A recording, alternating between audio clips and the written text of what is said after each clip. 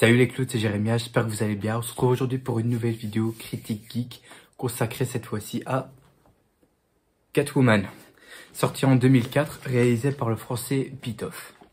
Alors, résumé du film. Patience Phillips, jouée par Alberi, est une employée d'une entreprise de produits de beauté, je sais plus comment ça s'appelle l'entreprise, mais on va appeler ça L'Oréal, qui consiste en gros à faire des produits servant à rajeunir les persos ou quelque chose comme ça. Mais un soir, elle est surprise en train d'écouter une conversation qui fait que le patron compte mettre sur le marché un produit dangereux qui risque de tuer les gens.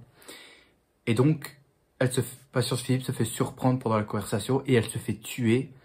Mais elle se fait réanimer par des chats sur une plage.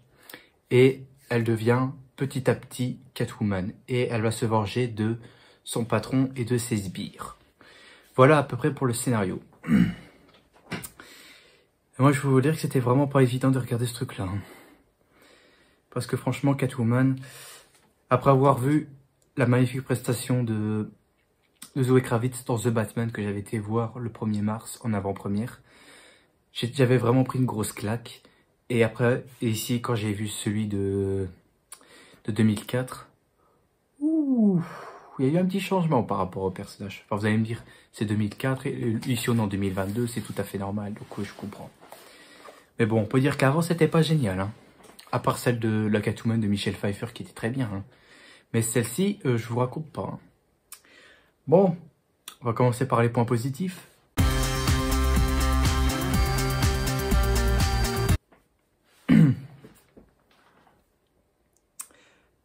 Alors, il y a le sous-texte par rapport au film que j'ai trouvé très bien.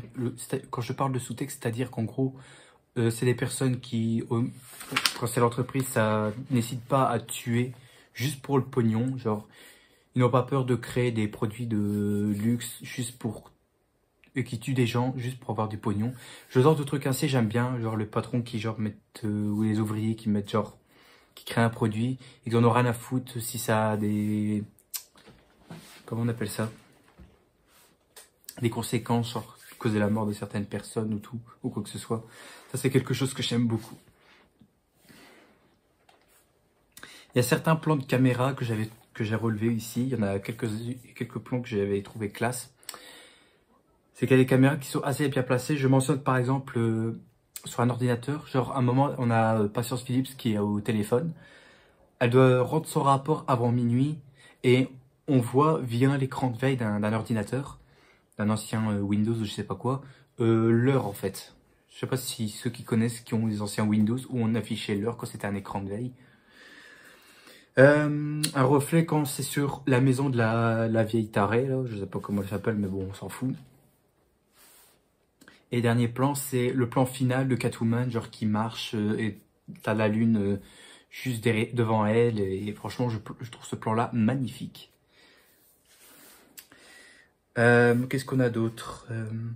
Parlons un tout petit peu de la musique. C'est pas la musique complète que je vais parler, mais juste un peu de musique. C'est que les musiques qui sont signées Klaus Padel, alors c'est pour ceux qui se demandent qui c'est, il avait travaillé avec en partie avec Hans Zimmer. Donc Klaus Padel a fait la bande son de Pirates des Caraïbes, le fameux thème de Pirates des Caraïbes qu'on entend. Eh ben, c'est signé lui. J'ai bien aimé par contre sa musique qu'il a fait sur la scène où les chats réaniment Patience Phillips sur la plage.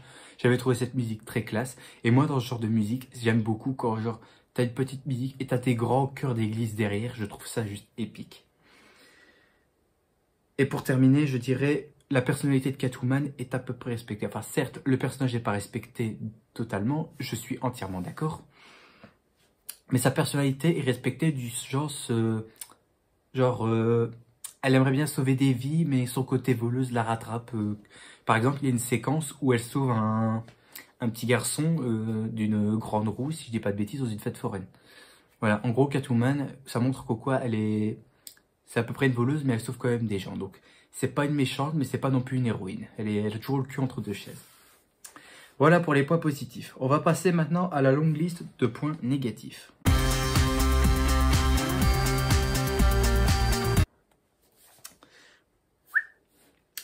Alors déjà, juste une question, c'est quel est l'intérêt?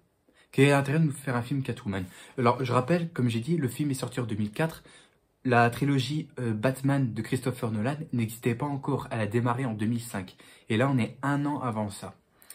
Et je me suis dit, pourquoi ça servait à quoi de faire un film Catwoman? Genre, pourquoi on n'aurait pas pu, genre, faire un film sur une super-héroïne? Genre, il y a plein de super-héroïnes dans l'univers DC Comics.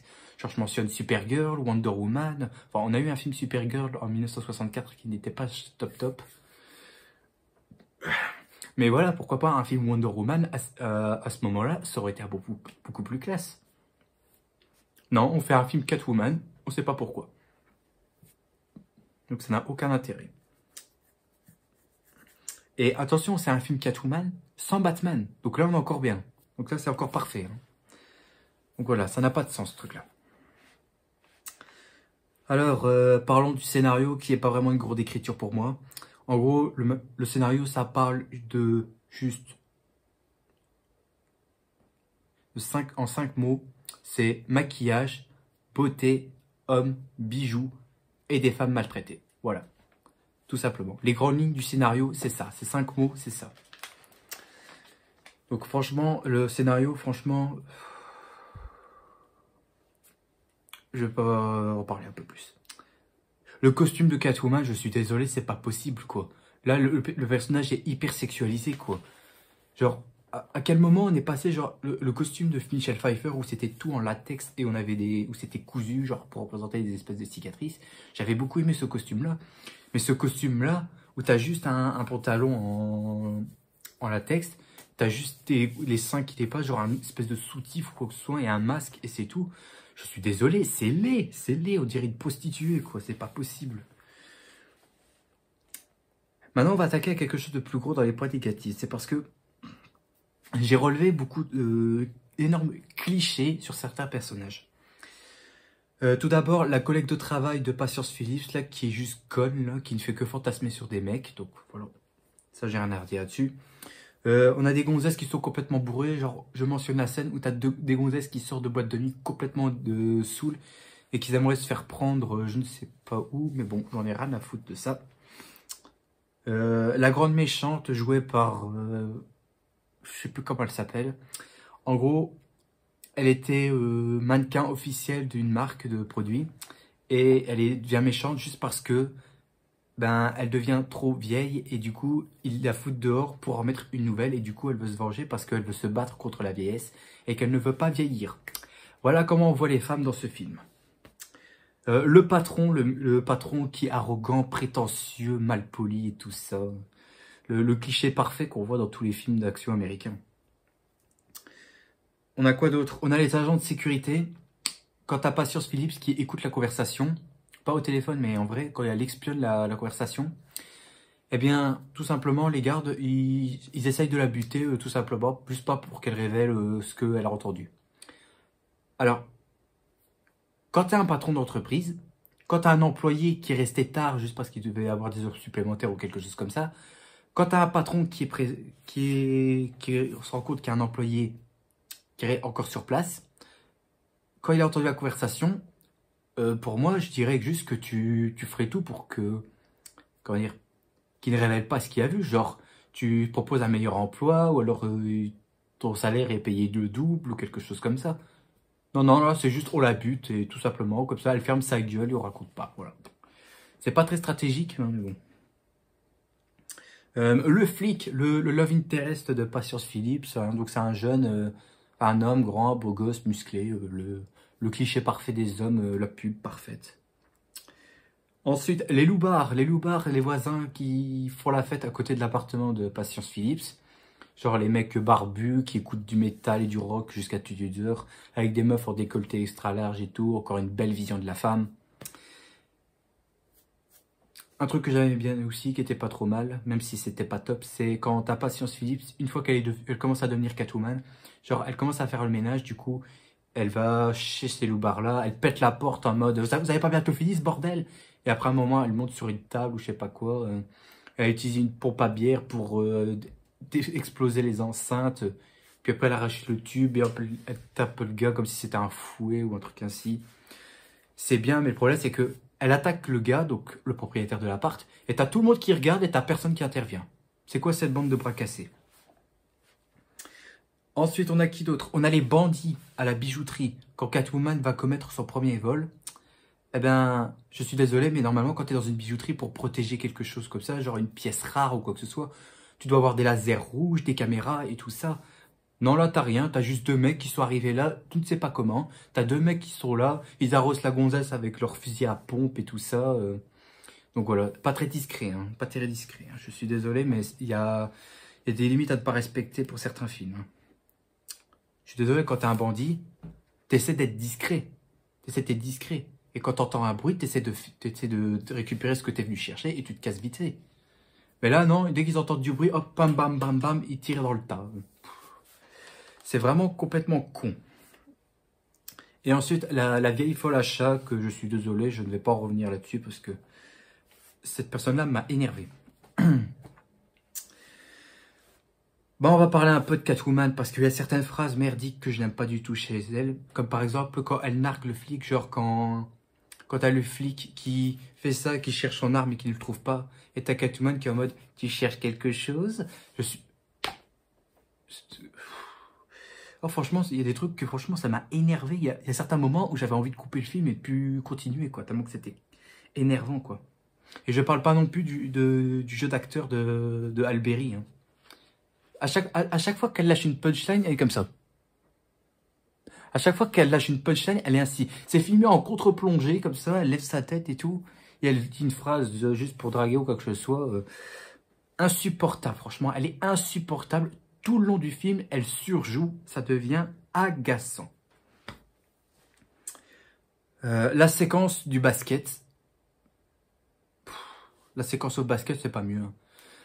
Et déjà, le truc que je me suis dit, il se fout un peu de la gueule du monde, c'est genre, t'as Patience Phillips qui fait des saltos, je ne sais pas où, au basket avec son futur copain, là, le flic.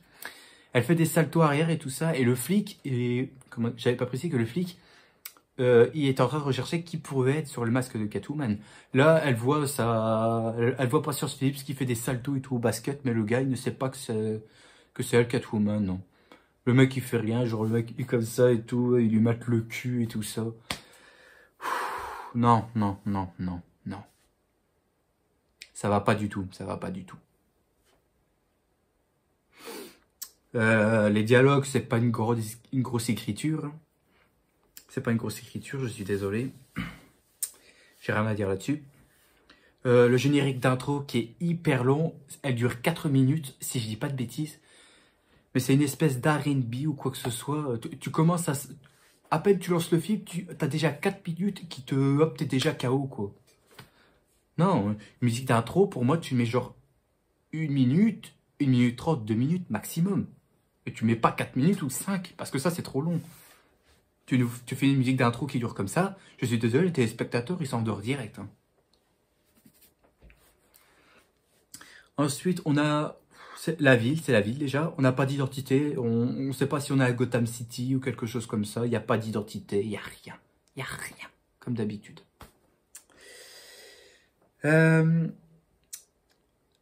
Quoi d'autre? Oui, je veux bien que Catwoman se comporte comme un chat, genre qu'elle passe à travers les barreaux ou qu'elle retombe toujours sur ses pattes. Là, je suis d'accord. Mais normalement, un chat ne monte pas à la verticale sur un mur. Ça, c'est une araignée. Un chat ne fait pas ça. Donc, on voit à un moment Catwoman qui grappe les murs à la verticale. Je suis désolé. Il n'y a que Spider-Man qui peut faire ça, mais Catwoman, elle ne peut pas faire ça. Et à bout d'un moment, faut pas confondre des méchants. Hein. Des méchants et des héros. Hein. Un chat, normalement, vous êtes d'accord avec moi pour ceux qui ont des chats. Moi, je peux pas savoir parce que... Enfin, je voudrais bien avoir un chat, mais le problème, c'est que je suis allergique aux poils de chat, donc... Vous êtes d'accord pour ceux qui ont des chats, qu'un chat, normalement, est censé être discret. Que quand il marche, tu l'entends pas. Alors pourquoi la meuf, elle se balade avec des talons? Pourquoi quand elle est en Catwoman, elle a des talons? Elle a des talons hauts. Franchement, c'est vraiment pas croyable. Et je dis tout ça parce que ça a un rapport avec la scène où t'as la vieille tarée là qui fait la liste à Patience Phillips de tous les pouvoirs qu'elle va développer. Il y en a une que j'ai relevée, c'est des réflexes non humains. En quoi un chat a des réflexes non humains? Genre, tu lui mets une tarte à un chat, bon, je fais pas ça, vu que je maltraite pas les animaux, j'ai un chien, je respecte les animaux. Mais tu fais une baffe à un chat, il va pas l'esquiver façon Spider-Man. Je suis désolé, un chat n'a pas, un sens de l'araignée comme Spider-Man. C'est pas la même chose, alors attention.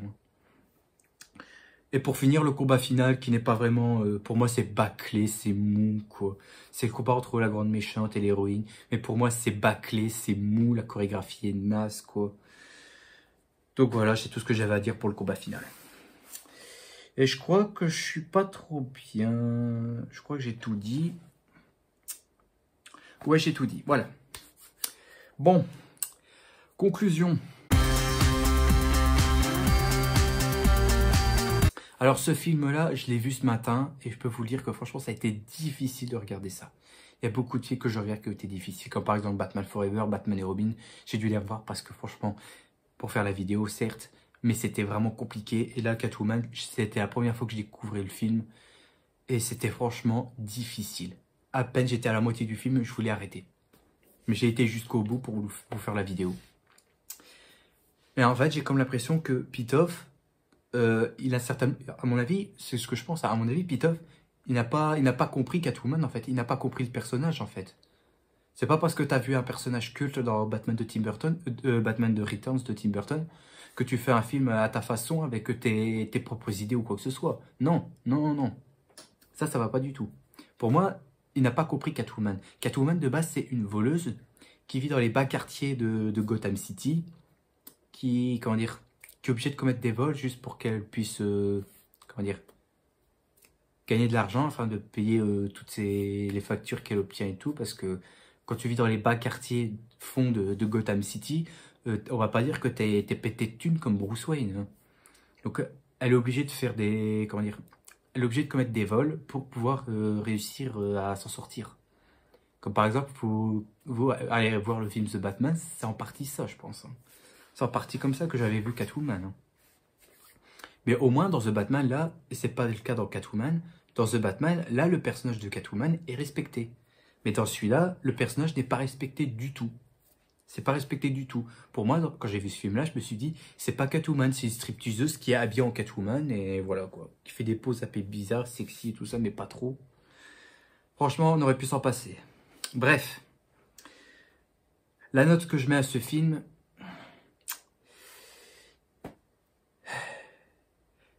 4/20. Je vais vous l'expliquer pourquoi. Alors, j'ai regardé un peu le carnet que j'avais mis, si j'avais déjà mis un 4/20, et effectivement, j'avais mis un 4/20 sur Batman Forever. Alors, pour moi, quand je compare les deux, Catwoman et Batman Forever, c'est la même chose. Pour moi, j'ai l'impression de voir que c'est la même chose. Sauf que tu me demandes d'en choisir un des deux. Je suis désolé, moi, je prends Batman Forever, même si je déteste ce film-là. Tu me mets un flingue sur la tempe, tu me demandes de choisir entre Batman Forever et Catwoman, je prends Batman Forever.